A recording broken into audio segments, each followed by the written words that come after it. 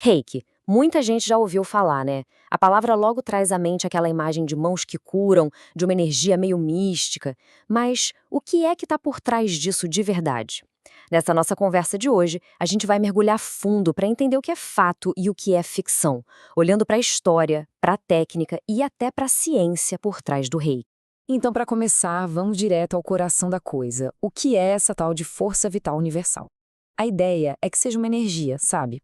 Uma energia que não é física, mas que dá vida a tudo que é vivo. E olha que interessante, esse conceito não é novo e nem exclusivo de uma cultura. Os japoneses chamam de Ki, os chineses de Shi, em outros lugares da Ásia é Prana. São nomes diferentes para uma mesma ideia fundamental. Para a gente entender bem o Reiki, nosso roteiro vai ser o seguinte. Primeiro, o básico, o que é Reiki. Depois, como funciona uma sessão na prática. A gente vai ver também os 5 princípios que guiam a prática, aquele conceito intrigante de curar à distância e, para fechar, como o Reiki dialoga com a medicina de hoje. Então, vamos lá. Para entender o que é o Reiki, não tem jeito. A gente tem que começar pelo começo, pela origem da palavra mesmo. E a chave está toda no nome. Reiki é uma palavra japonesa formada por 2 partes. Rei é a parte do universal, da sabedoria espiritual que está em tudo. E Ki, bom, que é a energia da força vital, aquela que flui dentro de todos nós. Juntando tudo, Reiki é, ao pé da letra, a energia vital guiada universalmente. Faz todo sentido, né?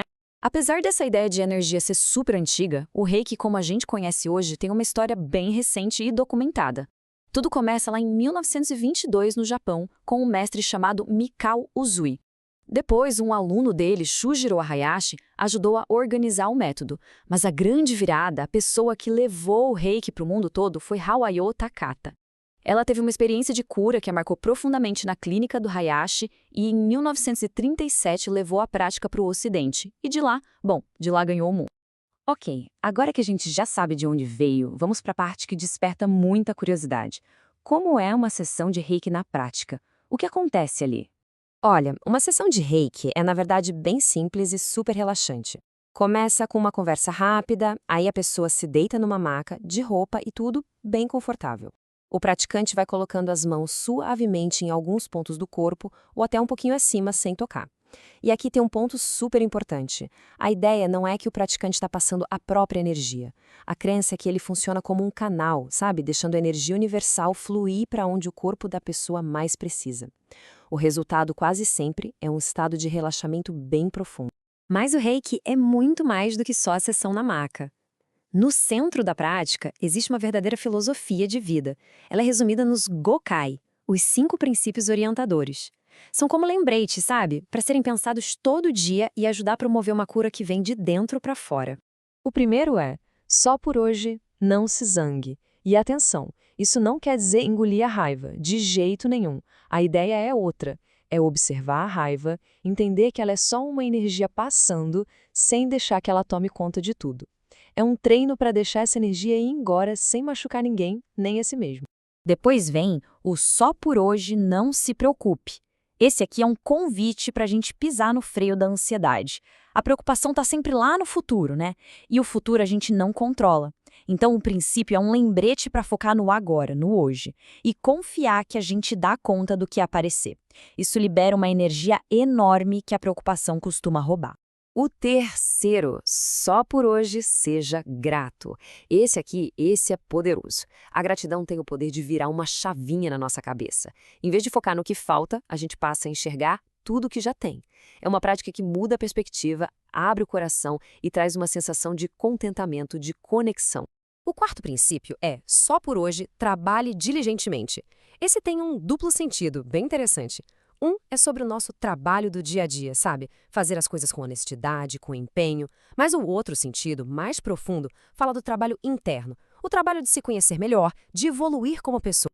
E para fechar os 5, só por hoje seja gentil com todos os seres vivos. Esse princípio expande a nossa compaixão.